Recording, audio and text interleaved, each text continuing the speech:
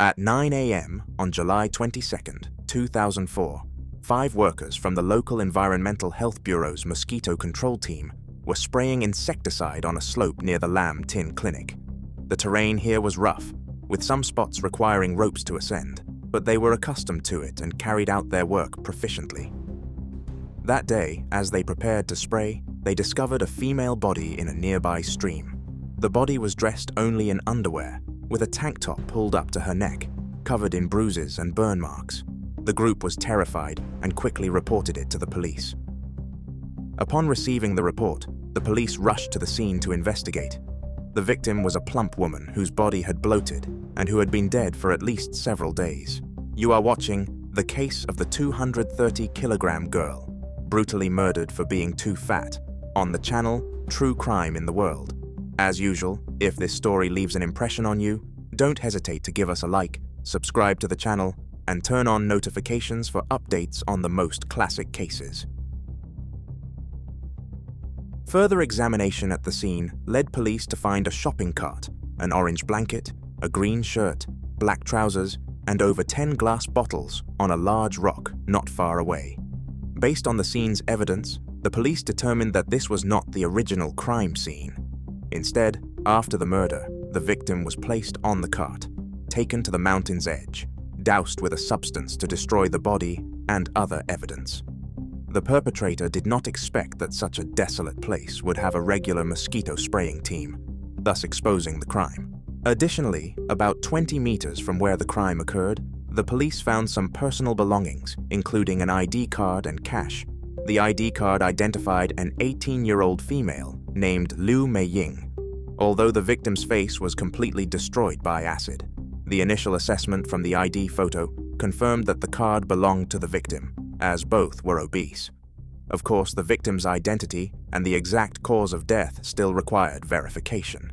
Because the victim weighed over 200 kilograms, and the scene was near a steep slope, the fire department had to strap her onto a stretcher before moving her.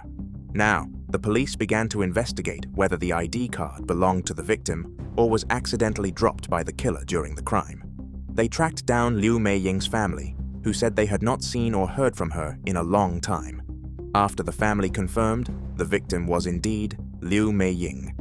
The forensic examination determined she had died several days prior, with the burns on her body caused by sulfuric acid. The initial cause of death was determined to be torture. Liu Meiying, 18, was also known as Fat Ying, or the 230-kilogram girl, and she attended the well-known Hai Li Secondary School. She lived with her parents and siblings. Hai Li had a reputation for frequent brawls, both inside and outside the school.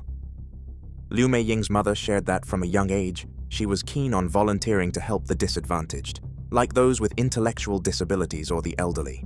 She often gave free tutoring to neighborhood residents when she had free time, and participated in many school and community activities. Additionally, Liu Meiying was involved in a project to assist students across China and had good relationships with younger children. She dropped out in her first year of high school due to constant mocking about her weight, and then joined a project by the Ministry of Labor, working as a tourism assistant at the Christian Family Service Center, earning about 4,000 Hong Kong dollars a month. However, her contract was not renewed, leaving her without both education and employment. Yet she remained cheerful and positive. Why was such a vibrant young person tortured to death? Liu Meiying weighed 230 kilograms. Initially, she was very thin in her childhood, but her weight suddenly increased during high school. At first, she didn't pay much attention, but in 2003, Hong Kong was swept by a trend of weight loss and health care. Liu Meiying tried to follow this trend, attempting various weight loss methods, but it wasn't easy. She tried eating vegetables and limiting carbs and meat, but after a year, her weight remained at 230 kilograms, even showing signs of increasing. She thought it was because her mother's cooking was too delicious to resist, leading her to seek to avoid this temptation. In June 2004, Liu Meiying told her parents she would move in with her friends, Lao Jianing and her sister. Her family didn't think much of it and agreed. No one anticipated that she would never return home after leaving. Mrs. Liu, Liu Meiying's mother, said that after moving, Meiying occasionally came home for meals. she also brought the two sisters to eat at home, which made the family feel more at ease after meeting them. Mrs. Liu felt sorry for the two sisters since their mother had left them and their father had remarried, leaving them to rely on each other. The last time they saw her was on July 3rd, and there was no news of her afterward. The police then sought to locate the two sisters to understand the situation better, but even Mrs. Liu didn't know their exact address, complicating the search. However, fortunately, the area wasn't very large, consisting of only 6 buildings, so the police quickly found where the sisters lived at apartment 3 on the 13th floor. When asked if they knew where Liu Meiying was, the sisters said she hadn't been seen for a while, and they didn't know where she had gone. Of course, the police couldn't take their word for it, so they questioned the building's manager about recent sightings of Liu Meiying and any unusual activities at apartment 3 on the 13th floor. The manager mentioned that strangers often came and went from that apartment. He recalled that one day, mid-month, several men were pushing a TV box on a cart. After checking the security camera footage, the police found that around 4 a.m. on the 16th, some young men were seen pushing a cart with a TV box out of the building, and when they returned, neither the cart nor the box was seen again. Moreover, the police discovered that on the 14th, Liu Meiying entered the building but was never seen leaving.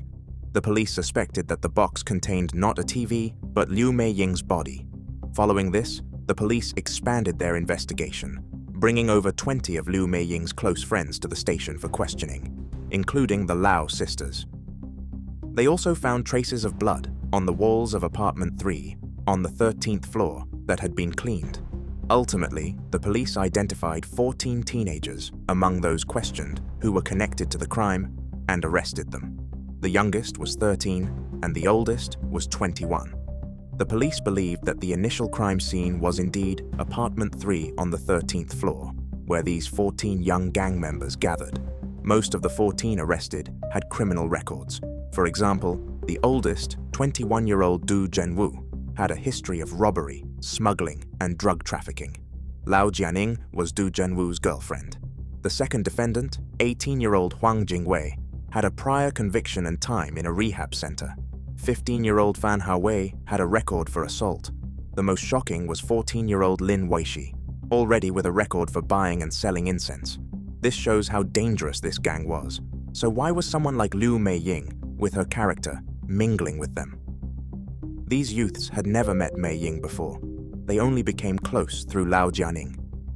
After moving into Jianing's apartment, Liu Meiying met this group. Having been ostracized by peers since childhood, Liu Meiying yearned to be friends with them like Jianing was. After Liu Meiying entered the building, she was never seen leaving, and blood traces found on the walls in the apartment were confirmed to be hers. At this point, knowing the evidence was irrefutable, the young gang members one by one admitted their actions. After investigating the 14 detained individuals, only 4 were found not to be involved in the crime, including Jianing's older sister, who owned the apartment. The remaining 10 admitted they did not intentionally cause the incident.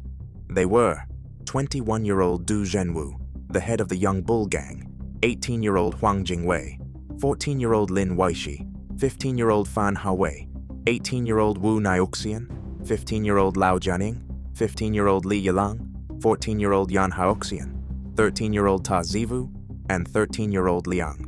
They claimed Liu Meiying had a terrible personality, wanting to be the boss and doing whatever she wanted. The group merely used her for entertainment, mocking her appearance with offensive language. Not only did they insult her verbally, but they also made Meiying lift her clothes to expose her stomach fat, while they punched and laughed at her. On July 11th, Du Zhenwu accused Liu Meiying of stealing money, instigating others to beat her. 3 days later, on July 14th, they again accused her of stealing Du Zhenwu's phone. They began to attack her more violently, not just with their hands, but with wooden sticks, slippers, belts, and other objects. Du Zhenwu even ordered others to hold her while he repeatedly punched her stomach with boxing gloves. Lao Jianing scratched Liu Meiying's hands and stomach with her nails. Despite Liu Meiying admitting to stealing the phone and begging them to stop, the group seemed to have lost their reason, ignoring her pleas. When Liu Meiying couldn't stand, they kicked her stomach and slammed her head against the glass. They even stripped her completely and inserted spoons into her. Worse still, 3 of the group members raped her all night. At 6 a.m. on July 15th, the young gang found Liu Meiying seriously injured and lying weakly in the living room, but left her there to go out for breakfast. Around 9 a.m., when they returned, they found her unresponsive. One checked her pulse, which was faint, and some tried CPR, but after half an hour there was no response. They tried everything to revive her, but failed, so someone suggested taking her to the hospital. However, Du Zhenwu refused, claiming she was fine. Shortly after, Liu Meiying succumbed to her injuries. If a normal person encountered such a situation, they would be frantic, not knowing what to do, but these teenagers, barely into their teens, showed no fear. They calmly turned on all the air conditioners to the lowest setting to prevent the smell of decomposition. They discussed how to deal with the body, deciding to drag Liu Meiying to the slope behind the Lam Tin veterinary clinic, then pour acid on her to prevent identification. After deciding on the plan, they bought 12 bottles of acid solution, divided tasks. Some found a TV box, others a cart. Around 4 a.m. on July 16th, they placed Liu Meiying in a 24-inch TV box, pushed it out of the building to the back of the clinic, poured acid over her face and body, and then pushed her down the slope. After finishing, they took a taxi back to the crime scene and resumed their normal lives. Finally, after 6 days, at 9 a.m. on July 22nd, this cold-blooded crime was discovered by mosquito control workers working on the hillside. Although they confessed, the crucial issue during the trial was what motivated such brutal behavior. Some claimed it was due to spiritual forces or Liu Meiying's bad character, while others said it was instigated by Du Zhenwu. Each member recounted the events in ways most beneficial to themselves. Despite the police knowing the entire assassination process of Liu Meiying, due to multiple versions and a lack of independent evidence, they chose one of the 10 young criminals as a witness to clearly present the truth. The witness, granted immunity, was someone involved in the crime, accepted by the prosecution as a witness with the benefit of not being charged or receiving a reduced sentence. This witness had to provide honest testimony in court, revealing the whole truth without hiding anything. The youngest, 13-year-old Liang, was chosen by the prosecution as the immunity witness. The key points of Liang's testimony were that they hadn't caught Liu Meiying stealing. Du Zhenwu instigated the group to assault her and prevented calling an ambulance, and Du Zhenwu was the planner and leader in disposing of the body, while Lin Weishi was the one who inserted the spoons into Liu Meiying. About 2 years later, on June 1st, 2006, the case was officially tried in the High Court. In this case, 10 youths aged 13 to 21 were arrested, with one 13-year-old becoming an immunity witness. Ultimately, 9 were convicted. Du Zhenwu, 21, Huang Jingwei, 18, Fan Haowei, 15, and Lin Weishi, 14, were charged with manslaughter and causing grievous bodily harm. Lao Jianing, 15, and Ta Zivu, 13, also faced similar charges. Li Yilang, 15, was charged with causing grievous bodily harm and obstructing lawful burial.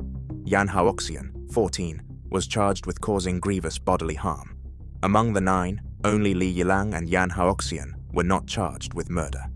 During the trial, the defendants' lawyers argued that the lack of proper parental guidance and their remorse, even praying for the deceased while in jail, should be considered. Despite the sincere pleas, some defendants still smirked or even dozed off during the trial. Finally, on August 3rd, 2006, after nearly 30 hours of discussion, due to a lack of specific evidence for murder, the court decided that the 9 defendants were not guilty of murder, but found 6 guilty of manslaughter, while Ta Zivu was immediately released without prosecution. On August 25th, 2006, the court convicted 8 defendants of manslaughter, serious assault, and desecration of a corpse. 7 received sentences ranging from 3 to 9 years, while 1 was sent to a rehabilitation center. Du Zhenwu and Huang Jingwei received the longest sentences at 9 years, reduced to 6 years after accounting for time served. Lao Jianing, the only female defendant, was sentenced to 4 years and 6 months. After the sentencing, most of the defendants' relatives felt relieved, some even smiling happily. Public opinion believed the sentences were too lenient, but Huang Jingwei thought his 9-year sentence was too harsh, leading him to appeal in 2008. He argued his crimes were similar to Wu Nioxian's, who only received 5 years. The appeal court eventually reduced his sentence by 1 year. The victim's family expressed dissatisfaction, feeling the sentences were too light and the defendants showed no remorse, even laughing in court. Conversely, the defendants' families thought the punishment was a bit too harsh. Lao Jianning's father claimed it was all because children were playful and thoughtless, leading to an accidental escalation. Liu Meiying's father stated that no matter how long they stayed in jail, it wouldn't help, as they would surely harm society again after release. Astonishingly, years later, this prediction came true. After being released, Du Zhenwu broke into a school on November 5, 2014, stealing 8 laptops and 2,600 Hong Kong dollars. Other members also continued to commit crimes upon release. Of course, the entire criminal behavior of this gang cannot be blamed on family education, similar to the living environment of the Lau sisters, where one sister was involved in the crime, while the other was not. So, what do you think about the cruel actions of this gang? Leave your thoughts in the comments below for discussion. And before you go, don't forget to like, subscribe, and turn on notifications for updates on the most classic cases.